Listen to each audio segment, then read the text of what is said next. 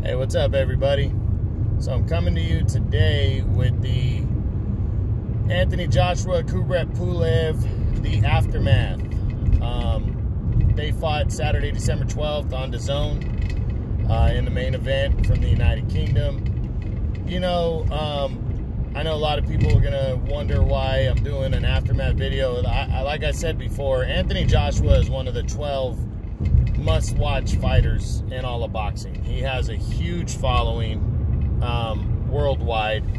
You know, the United States doesn't, you know, there's a lot of the hardcore boxing fans really know who he is. He's one of the big three that people want to see fight each other, you know, and he's a very, very good fighter, and he's a unified heavyweight champion. I mean, he has 3 of the 4 belts. He's beaten a lot of guys. I mean, you can argue a case for him to be over Tyson Fury, #1 for the best in the heavyweight division. So, you know, all that being said, you know, this fight was worth talking about because, like I said, he's one of the must-watch fighters in all of boxing. So, on the 12th, he took on Kubrat Pulev, and, you know, I called an early knockout. I said before 7 rounds, and if it went past that, I'd be disappointed. But, you know, at the end of the day, I wasn't disappointed with his performance. He ended up stopping him, as I said, in the, I believe it was the 9th round. Caught him clean after an uppercut, just devastated Pulev. Pulev got put down a couple times in the 3rd round. And then Joshua just proceeded to, he boxed a little. He let Kubrat Pulev back in the fight a little bit. But I think he was just trying to get some rounds in and you know, not overexert himself and, you know, put himself in harm's way as he did with Andy Ruiz in their first fight. And he really just set up and broke down Pulev for the 9th round knockout. You know, it was an impressive uppercut. He threw a lot of uppercuts to hurt Pulev.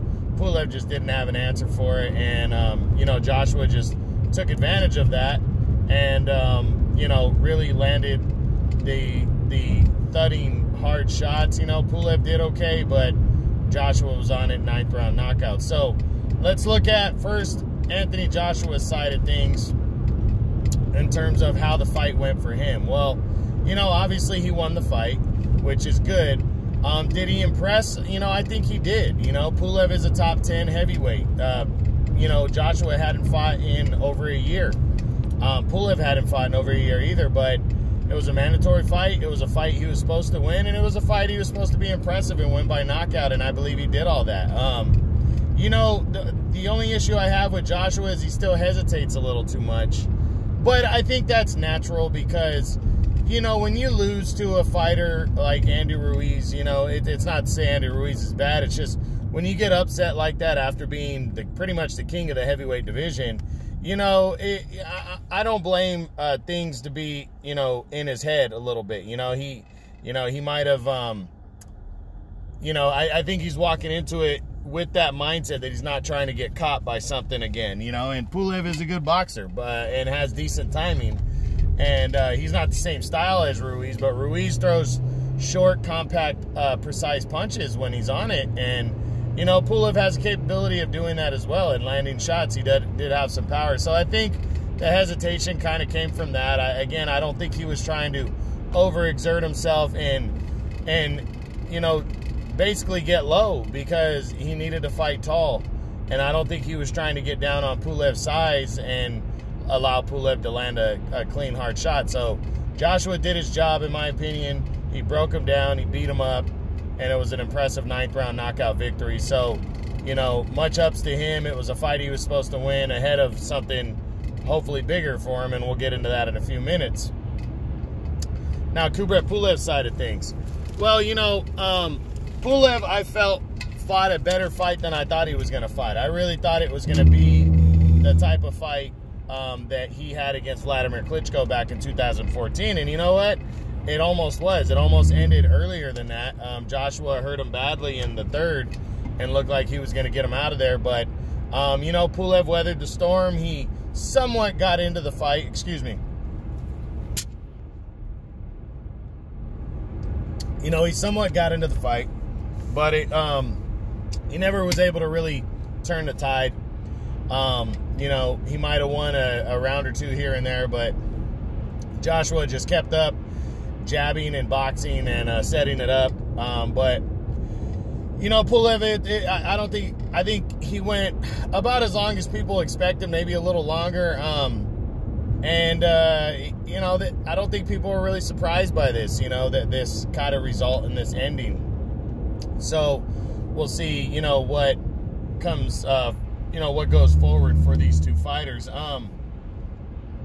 I'll be discussing their what's next in separate videos, you know, breaking down options. But for now, you know, Anthony Joshua is, you know, going forward, looks like he's trying to set up a showdown with Tyson Fury, you know, for the unified heavyweight title, or for the undisputed heavyweight title. They're trying to work out a step-aside deal with Alexander Usyk to get that, to see if that's possible. And, you know, we'll see what happens. But Anthony Joshua, an impressive performance. You know, it keeps his star where it's at, and hopefully moving upwards as he tries to regain and become undisputed heavyweight champion, hopefully, in the near future in 2021. And we'll see, like I said, when I discuss his what's next and all his options, we'll see if it's going to be Tyson Fury, if it's going to be Alexander Usyk, you know, who it's going to be next for the for the reigning two-time unified heavyweight champion. And for Kubrat Pulev, he's dropping out of my top 10, so I'm not going to be doing a what's next on him. So I think that's pretty much it for Pulev. I think he needs to seriously consider retiring. I mean, he's not a bad heavyweight. He's pretty good. He's pretty solid. But at this age, I believe he's 39 now, I just don't see him, you know, really having a shot. I don't think he beats any of the top heavyweights as is, but I really don't think he gets back in the mix. You know, it's possible. He is a decent boxer, but, you know, I just think at his age he might want to hang him up, because I don't know. In my opinion, it would probably take a while for him to get back in the mix. He probably could make some money being a stepping stone type guy, because he's been in the ring for world titles a couple times.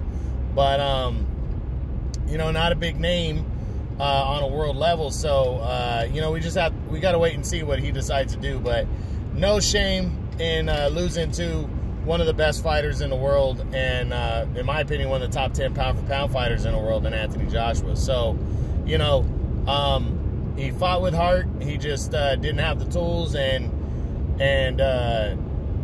you know, the talent to beat a guy like Joshua. So that's pretty much it. That's the aftermath on Anthony Joshua and Kubrat Pulev after their unified heavyweight title fight on DAZN on December 12th.